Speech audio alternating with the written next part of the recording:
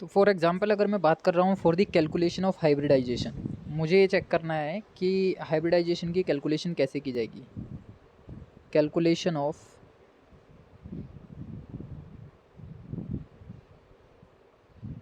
Hybridisation, तो इसके लिए एक शॉर्ट ट्रिक छोटी सी मैंने बताई, that is historic number.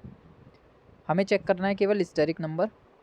Historic number की एक टेबल छोटी सी बनाते हैं। हिस्टेरिक नंबर 2 से स्टार्ट होता है, 2 3 4 5 6 7, 2 से स्टार्ट करके 7 तक जाता है। अगर हिस्टेरिक नंबर हमारे पास 2 आता है तो हाइब्रिडाइजेशन SP होगा। हिस्टेरिक नंबर 3 आता है तो हाइब्रिडाइजेशन SP2 होगा। हिस्टेरिक नंबर 4 तो SP3 हो गया। हिस्टेरिक नंबर 5 SP3D आ गया। हिस्टेरिक नंबर 6 SP3D2 आ गया। और हिस्टेरिक नंबर 7 तो ये SP3D3 आ गया। ये हमारे पास हाइब्रिडाइजेशन का कॉन्सेप्ट है हिस्टेरिक नंबर कैलकुलेशन करने के लिए। और हिस्टेरिक नंबर होता क्या है? हिस्टेरिक नंबर होता है sigma bond plus lone pair electrons. आपको केवल ये सिग्मा बॉन्ड ढूंढने हैं, यानी कि बॉन्डेड पेयर ढूंढने हैं, और लोन पेयर ढूंढने हैं। इन दोनों को ऐड करना है मॉलिक्यूल के अंदर। आप ऐड करते हो तो आपके पास इनमें से कोई एक नंबर आएगा, या तो 2 या 3 या 4 या 5 या 6 या फिर 7। जो भी नंबर आता है उसी के अकॉर्डिंग उस मॉलिक्यूल का क्या बन जाएगा? हाइब्रिडाइजेशन बन जाएगा। फॉर एग्जांपल, जनरली मैं एक एग्जांपल ले लेता हूँ। सबसे पहला बहुत छोटा सा एग्जांपल मैंने लिया। सपोज़ कि C2H6 CH4 और C2H2, ये मैंने 3 मॉलिक्यूल लिए। इन तीनों मॉलिक्यूल में सबसे पहला मॉलिक्यूल जो मैं ले रहा हूँ वो मैंने ले लिया, चलो, मीथेन। फिर ले लिया मैंने ईथेन। फिर ले लिया मैंने, और ये क्या बन गया? इथाइन। ये बन गया इथाइन। इसमें C2H2 हैं। अब CH4 की जब मैं बात करता हूँ तो सबसे पहला काम हमारा होता है इसकी बॉन्ड लाइन स्ट्रक्चर बनाना। अब बॉन्ड लाइन स्ट्रक्चर मतलब इसकी नॉर्मल स्ट्रक्चर बना दो आप, बॉन्ड वाली। आपने इसकी स्ट्रक्चर बना ली कि भाई 4 हाइड्रोजन इस तरीके से यहाँ पर ये कनेक्टेड है। अब ये 4 हाइड्रोजन कनेक्ट करने के बाद आपको ढूंढना है इसके अंदर सिग्मा बॉन्ड और लोन पेयर। तो सिग्मा बॉन्ड की अगर मैं बात करता हूँ तो सिग्मा बॉन्ड, अगर मैं बोल रहा हूँ सिंगल बॉन्ड्स को, sigma bond means single bond, तो सिंगल बॉन्ड कितने बन रहे हैं इसके अंदर देखे जाएँ तो? सिंगल बॉन्ड बन रहे हैं टोटल 4। कार्बन से 4 हाइड्रोजन कनेक्टेड हैं, 1 2 3 4, 4 बॉन्ड मुझे दिखाई दे रहे हैं। लोन पेयर की मैं बात करता हूँ, LP लिखते हैं हम लोन पेयर को। क्या लोन पेयर कार्बन के पास कोई बचा खाली? कोई भी इलेक्ट्रॉन कार्बन का खाली नहीं है। इट मीन्स यहाँ पर लोन पेयर का नंबर है 0। अब लोन पेयर का नंबर 0 है, सिग्मा बॉन्ड का नंबर 4 है, तो अगर मैं स्टेरिक नंबर की कैलकुलेशन करता हूँ दोनों को मुझे ऐड करना पड़ेगा। जैसे ही मैंने ऐड किया स्टेरिक नंबर आ गया मेरे पास 4।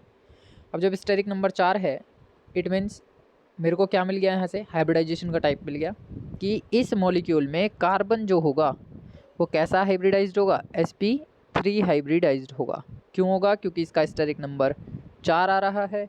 और स्टेरिक नंबर 4 आने के पीछे का लॉजिक क्या है कि यहाँ पर सिग्मा बॉन्ड्स के नंबर 4 हैं और लोन पेयर का नंबर 0 है। सेकेंड एग्जाम्पल की बात करूँ अगर मैं, इसी में C2H6 को ले लेते हैं। तो कार्बन के साथ मेरे को दो कार्बन के साथ 6 हाइड्रोजन जोड़ने हैं। तो आप देखो, 1 2 कार्बन पहले मैंने जोड़ दिया आपस में। अब 6 हाइड्रोजन लगाने हैं। 1 2 3 हाइड्रोजन लग गए, 4 5 6 हाइड्रोजन लग गए। अगर मैं इसका स्टेरिक नंबर कैलकुलेट करता हूँ तो आप इसका स्टेरिक नंबर इजीली बता पाएंगे। सिग्मा बॉन्ड कितने दिखाई दे रहे हैं मुझे इसके अंदर टोटल? 1 2 3 4 5 6 7। मुझे इसके अंदर टोटल सिग्मा बॉन्ड जो दिखाई दे रहे हैं 7 दिखाई दे रहे हैं। लेकिन हाइब्रिडाइजेशन कभी भी कंबाइंडली 2 एटम्स के साथ एक हमेशा एक साथ नहीं निकाला जाता। 2 एटम्स के लिए, सिंगल एटम के लिए ही आपको निकालना है। इसका मतलब ये होगा कि आप पहले हाफ पार्ट का देखो। हाफ पार्ट का मतलब इतने हिस्से का देखोगे। इसका मतलब है एक कार्बन के पास कितने बॉन्ड हैं? इस कार्बन के पास 1 2 3 4 सिंगल बॉन्ड है, तो 4 हो गए इसके सिग्मा बॉन्ड। लोन पेयर है ही नहीं, लोन पेयर हो गए 0। अब lone pair 0, sigma bond 4, total steric number हो गया इसके पास 4। जब स्टेरिक नंबर 4 होगा तो हाइब्रिडाइजेशन अगेन क्या आ जाएगा इस कार्बन का? SP3 आ जाएगा। सिमिलरली हम दूसरे कार्बन के लिए भी एज इट इज़ निकाल सकते हैं।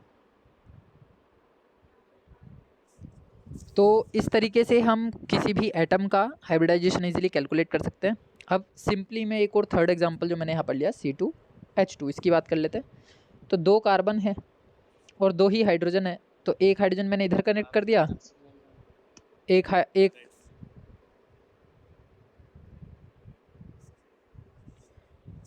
तो बेसिकली C2H2 जो एग्जांपल हम यहाँ लेकर के चल रहे हैं उसमें एक कार्बन के साथ एक हाइड्रोजन इधर लेफ्ट में जोड़ दिया, एक कार्बन के साथ एक हाइड्रोजन हमने राइट में जोड़ दिया। कार्बन की टोटल 4 वैलेंसी होती है, तो इसका मतलब ये होगा कि बीच में आएंगे ट्रिपल बॉन्ड।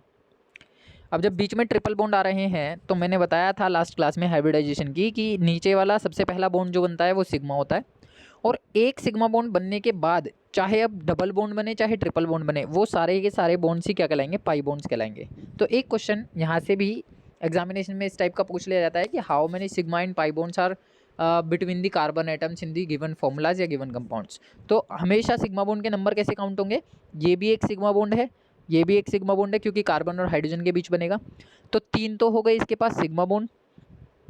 पाई बॉन्ड की अगर मैं बात करता हूँ तो 2 दिखाई दे रहे हैं हमें इसमें पाई बॉन्ड, क्योंकि सिग्मा बॉन्ड के जस्ट आफ्टर क्या बनता है, पाई बॉन्ड बनता है। यानी कि कोई अगर डबल बॉन्ड कहीं पर बना हुआ है तो उसमें एक सिग्मा बॉन्ड होगा और एक पाई बॉन्ड होगा।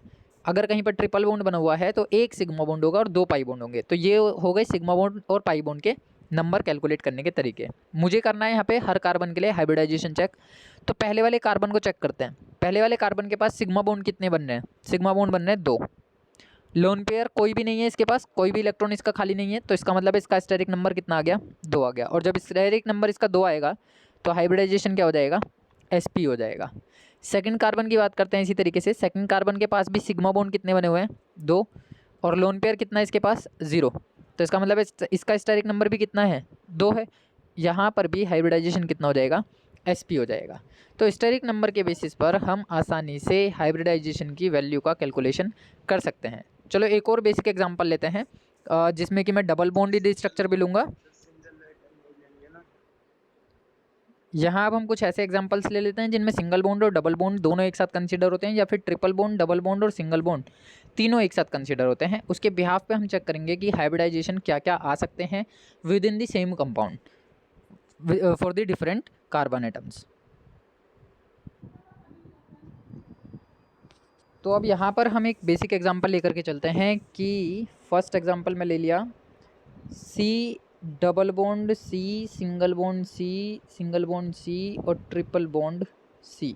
अगर मैं इन सभी कार्बन के एटम्स को देखूं तो इनके बीच में सिंगल बॉन्ड भी है और डबल बॉन्ड भी है। सबसे पहला काम यह है कि मैं इनकी सारी वैलेंसीज को सेटिस्फाई करूँगा। तो हर कार्बन की 4 वैलेंसी सेटिस्फाई करानी है, तो मैंने क्या करना है, पहले कार्बन के ऊपर 2 हाइड्रोजन लगा देने हैं, 4 पूरी हो गई। बीच वाला ये जो दूसरा कार्बन दिखाई दे रहा है इसके ऊपर केवल एक ही हाइड्रोजन की नीड होगी क्योंकि 4 हाइड्रोजन पूरे हो जाएंगे।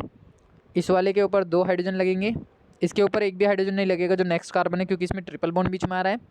और जो लास्ट कार्बन ये हमें दिखाई दे रहा है इसमें केवल एक हाइड्रोजन लगेगा। अगर मैं इनको जोड़ देता हूँ तो आप देख पाएंगे कि सबकी वैलेंसीज क्या हो गई हैं,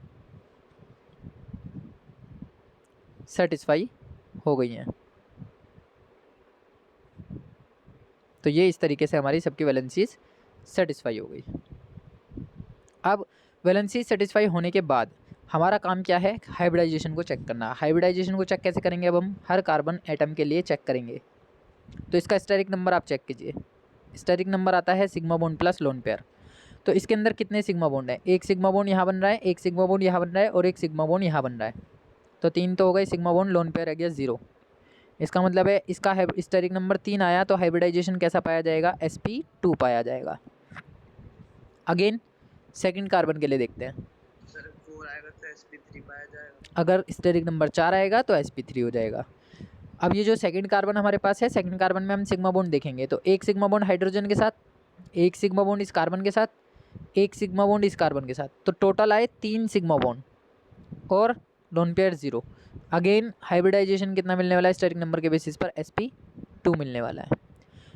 इस वाले कार्बन की बात करते हैं जो तीसरा कार्बन है। तीसरे कार्बन में कितने सिग्मा बॉन्ड दिखाई दे रहे हैं, 1 2, तीसरा ये रहा और चौथा ये रहा, 4 सिग्मा बॉन्ड है। लोन पेयर इसके पास 0 है। जब सिग्मा बॉन्ड 4 आ गए तो इसका स्टेरिक नंबर कितना हो जाएगा, sp3 हो जाएगा। अब इस कार्बन की बात कर लेते हैं। इस कार्बन की स्ट्रक्चर कुछ ऐसी है, इसके साथ 3 बॉन्ड यहाँ बने हुए हैं, एक बॉन्ड ये यहाँ बना हुआ है, यहाँ बना हुआ है। तो मैं इस कार्बन की जब बात कर रहा हूँ तो यहाँ पे स्टेरिक नंबर कैसा आने वाला है, ध्यान से देखें। अगर हम इसका स्टेरिक नंबर आने वाला है हमारे पास एक सिग्मा बॉन्ड और ये दूसरा सिग्मा बॉन्ड, तो 2 सिग्मा बॉन्ड हो गए प्लस लोन पेयर हो गए 0, तो स्टेरिक नंबर 2 है और हाइब्रिडाइजेशन इसका हो गया sp। लास्ट कार्बन की बात करते हैं। इस कार्बन में स्टेरिक नंबर कितना आने वाला है,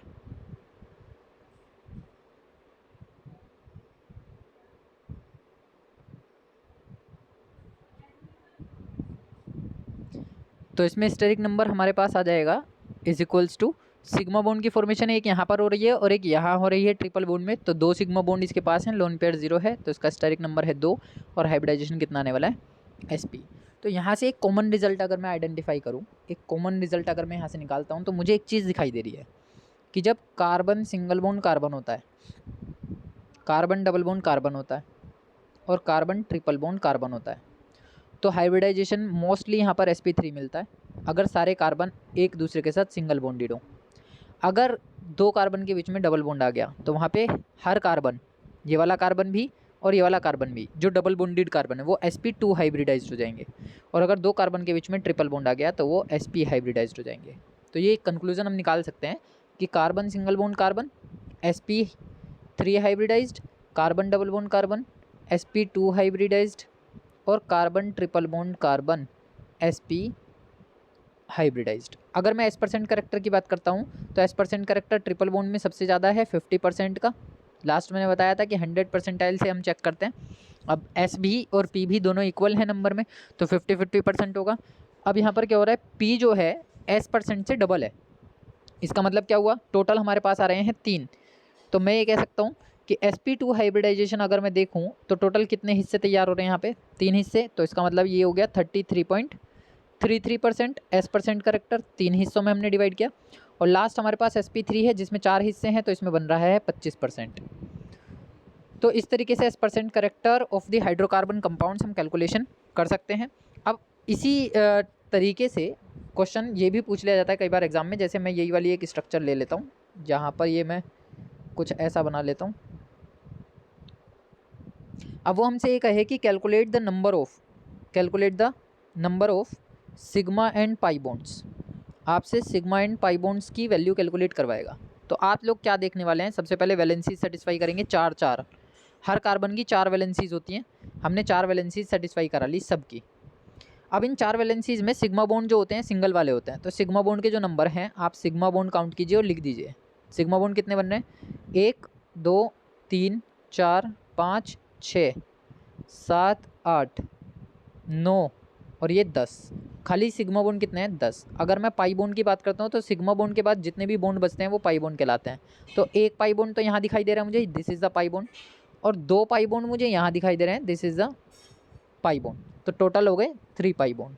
तो 3 तो पाई बॉन्ड है और 10 सिग्मा बॉन्ड है। This is the number of sigma and pi bonds calculation. इस तरीके से किसी भी मॉलिक्यूल के लिए हम हाइब्रिडाइजेशन कैलकुलेट कर सकते हैं किसी भी मॉलिक्यूल का, और साथ के साथ उसके सिग्मा और पाई बॉन्ड के नंबर की कैलकुलेशन कर सकते हैं। लाइक सपोज मैंने एक एग्जांपल लिया C ट्रिपल बॉन्ड C का, तो इसके अंदर सिग्मा बॉन्ड कितने बनने वाले हैं, एक सिग्मा बॉन्ड यहाँ बनेगा हाइड्रोजन के साथ, एक यहाँ बनेगा और एक ये बन गया।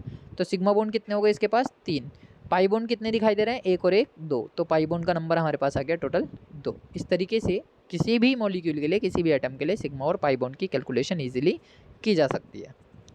अब नेक्स्ट हम कुछ ऐसे मॉलिक्यूल्स में हाइब्रिडाइजेशन चेक करेंगे जिनमें कार्बन की जगह पर डिफरेंट एटम्स प्रेजेंट होते हैं, यानी कि कुछ ऐसे कंपाउंड्स जो कि होमो मॉलिक्यूल्स नहीं है, यानी हाइड्रोकार्बन्स के अलावा कुछ ऐसे कंपाउंड जो ऑर्गेनिक केमिस्ट्री से हैं, इनऑर्गेनिक केमिस्ट्री से हैं, जिसमें अदर देन कार्बन बहुत सारे एलिमेंट्स प्रेजेंट होते हैं। तो इसमें सबसे पहला एक एग्जांपल मैंने ले लिया H2O, एक नेक्स्ट एग्जांपल मैंने ले लिया NH3, फिर एक एग्जांपल मैंने ले लिया PCl3, फिर एक एग्जांपल मैंने ले लिया PCl5। अब सबसे पहला काम हमेशा क्या होता है, इनकी स्ट्रक्चर्स बनाना। आप इनकी स्ट्रक्चर बना लीजिए। स्ट्रक्चर का मतलब ये है कि ऐसा नहीं है कि आपको एग्जैक्ट इनकी स्ट्रक्चर रटी हुई होनी चाहिए या आनी चाहिए, आप नॉर्मल अरेंजमेंट कर सकते हैं एटम्स का according to the Lewis structure. हमने ये 2 हाइड्रोजन ऑक्सीजन के साथ जोड़ दिए, 3 हाइड्रोजन ये हमने नाइट्रोजन के साथ जोड़ दिए, एक लोन पेयर इसके पास होता है, ये चीज़ आपको मालूम होनी चाहिए। फॉस्फोरस के साथ हमने 3 क्लोरीन जोड़ दिए, ये रहे। अभी इसका भी एक लोन पेयर खाली पड़ा हुआ है पूरा का पूरा, और इस फॉस्फोरस के साथ हमने 5 क्लोरीन कुछ इस तरीके से ये कनेक्ट कर दिए। इसका पूरा लोन पेयर भी कंज्यूम हो गया इन दी बॉन्डिंग विथ क्लोरीन एटम। अब अगर मैं हाइब्रिडाइजेशन की वैल्यू की कैलकुलेशन करना चाह रहा हूँ तो मुझे चाहिए स्टेरिक नंबर, और स्टेरिक नंबर कैसे आने वाला है मेरे पास, sigma bond plus lone pair. आपको सिग्मा बॉन्ड में लोन पेयर को ऐड करना है। तो आप देखिए कि H2O के अंदर कितने लोन पेयर बचे हैं, एक लोन पेयर ऑक्सीजन का यहाँ बचा है, एक लोन पेयर यहाँ बचा है, टोटल 2 लोन पेयर बचे हैं ऑक्सीजन के पास, क्योंकि ऑक्सीजन के होते हैं 6 इलेक्ट्रॉन। 6 में से एक इलेक्ट्रॉन ने इधर इन्वॉल्वमेंट दे दिया, एक ने इधर इन्वॉल्वमेंट दे दिया, बचे इसके पास एक ये वाला पूरा एक लोन पेयर और एक पूरा ये वाला लोन पेयर। तो टोटल इसके पास बचे 2 लोन पेयर। सिग्मा बॉन्ड की बात करता हूँ तो सिग्मा बॉन्ड भी कितने बना रहा है, ये 2 बना रहा है, क्योंकि 2 हाइड्रोजन कनेक्टेड है। तो जब स्टेरिक नंबर इसका 4 है तो मैं कह सकता हूँ कि इसका हाइब्रिडाइजेशन कितना हो जाएगा, sp3 हो जाएगा। इसका मतलब है वाटर मॉलिक्यूल के अंदर जो ऑक्सीजन है वो कैसा है, sp3 हाइब्रिडाइज्ड है। क्यों, क्योंकि इसके पास 2 लोन पेयर हैं और 2 ही सिग्मा बॉन्ड की ये फॉर्मेशन कर रहा है, या फिर ये कह सकते हैं 2 ही इसके पास क्या हैं, बॉन्डेड पेयर हैं। तो बॉन्डेड पेयर और लोन पेयर मिलकर के ही हमें क्या देने वाले हैं, टाइप ऑफ हाइब्रिडाइजेशन देने वाले हैं। नेक्स्ट एग्जांपल में हम देख रहे हैं अमोनिया के लिए। तो इसका स्टेरिक नंबर अगर मैं देखूँ तो सिग्मा बॉन्ड कितने दिखाई दे रहे हैं मुझे, 3 हाइड्रोजन के साथ कनेक्टेड है, 1 2 3 सिग्मा बॉन्ड हो गए, और एक इसके पास अपना लोन पेयर बचा हुआ है जो रिएक्शन में इन्वॉल्वमेंट नहीं दे रहा या पार्टिसिपेशन नहीं दे रहा इन दी बॉन्डिंग फॉर्मेशन। तो एक हो गया लोन पेयर, स्टेरिक नंबर आ गया 4। इसका मतलब इसका भी हाइब्रिडाइजेशन कितना होगा, sp3 होगा। नेक्स्ट एग्जाम्पल है PCl5। फॉस्फोरस की बात कर लें तो फॉस्फोरस के पास 1 2 3 सिग्मा बॉन्ड है और एक लोन पेयर है। अगेन इसका स्टेरिक नंबर आ गया 4, हाइब्रिडाइजेशन नंबर हो गया, हाइब्रिडाइजेशन टाइप हो गया sp3। नेक्स्ट एग्जांपल की अब मैंने बात करी फॉस्फोरस के लिए ही है वापस से। फॉस्फोरस का सिग्मा बॉन्ड अगर मैं देख रहा हूँ तो टोटल 5 दिखाई दे रहे हैं, 1 2 3 4 5 सिग्मा बॉन्ड इसके पास है, प्लस लोन पेयर एक भी नहीं बचा अब इसके पास, तो 5 स्टेरिक नंबर आ गया। तो हाइब्रिडाइजेशन हो जाएगा sp3d। There is no type of hybridisation is sp4, क्योंकि रीज़न क्या है, जो s ऑर्बिटल होता है उसमें केवल एक ही ब्लॉक होता है, यानी कि जो s सब शेल की हम बात कर रहे हैं उसमें केवल एक ही ब्लॉक होता है, एक ही ऑर्बिटल होता है, इसलिए हर हाइब्रिडाइजेशन में s केवल अकेला ही आ सकता है। जो p सब शेल हमारे पास होती है उसमें 3 ऑर्बिटल बने होते हैं, इसलिए मैक्सिमम 3p ही आ सकते हैं, बस 3p से ज़्यादा नहीं आ सकते। अगर कहीं पर d आ गया है तो d में टोटल आते हैं 5 ऑर्बिटल की फॉर्मेशन ये करता है। इट मीन्स कि ये मिनिमम एक तो इन्वॉल्वमेंट देगा ही देगा, लेकिन मैक्सिमम 5 ऑर्बिटल तक भी अपनी ओवरलैपिंग करवाएगा। तो sp3d2 sp3d3 तक के ही हाइब्रिडाइजेशन अभी तक कैलकुलेशन में आए हैं। अब कॉमन चीज़ क्या है, कॉमन चीज़ ये है कि हमने 3 अलग अलग एग्जाम्पल लिए जिनमें लोन पेयर का नंबर हमने देखा। फॉस्फोरस वाले एग्जाम्पल में लोन पेयर का नंबर 1 है, नाइट्रोजन वाले एग्जाम्पल में लोन पेयर का नंबर 1 है, और वाटर के केस में लोन पेयर का नंबर 2 है। तो ये 3 मॉलिक्यूल ऐसे हैं जिनका हाइब्रिडाइजेशन बिल्कुल सेम होता है, हाइब्रिडाइजेशन बिल्कुल एक जैसा होता है, लेकिन इनके लोन पेयर के नंबर डिफरेंट होते हैं। इनमें जो बॉन्ड एंगल होते हैं वो भी अलग अलग होते हैं। H2O और NH3 इन दोनों के बीच में हाइड्रोजन बॉन्डिंग बनती है। हाइड्रोजन बॉन्डिंग का कॉन्सेप्ट भी हम देखेंगे नेक्स्ट क्लास में, नेक्स्ट सीरीज़ में देखेंगे उसको कि किस तरीके से हाइड्रोजन बॉन्डिंग बनती है और कितने टाइप की होती है, कहाँ कहाँ पर डाइमराइजेशन की प्रॉपर्टी आती है, वो सारी चीज़ें। अब कुछ अदर एक्स्ट्रा एग्जांपल्स की मैं बात करता हूँ हाइब्रिडाइजेशन की, ये भी कॉमन एग्जांपल्स हो गए। इसके अलावा कुछ कॉन्जुगेटेड एग्जांपल्स हो सकते हैं जो थोड़े कॉम्प्लेक्स टाइप के होंगे। चलिए फटाफट से उन एग्जांपल्स को और देख लेते हैं।